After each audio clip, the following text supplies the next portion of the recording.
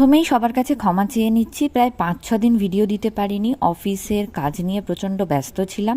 আজকে late night shift করে এসেছি, তাই ঘুম থেকে উঠতেই প্রায় ১০টা বেজে গেছিলো। সে ছুটির দিনটা কেমন করে কাটাই সেটাই তোমাদের সাথে শেয়ার করব। তো সবাই জানো বিদেশে কোনো হেল্পিং হ্যান্ড পাওয়া যায় না, সেই জন্য সব কাজ নিজেদেরকে করতে হয়। আমি আমাদের এই ভ্যাকিউম ক্লিনারের নাম দিয়েছি লালু।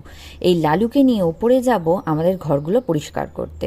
এই এক্সটেনশন ছাড়া বড় বড় ময়লাগুলোকে তুলে নিলাম, তারপর এক্সটেনশন দিয়ে ভালো করে ঘরের কোনায় কোনায় ছোট ছোট ময়লাগুলোকেও টেনে বার করলাম। পাপোশটাকে কিন্তু এক্সটেনশন ছাড়াই পরিষ্কার করি, এতে পরিষ্কারটা খুব সুন্দর হয়।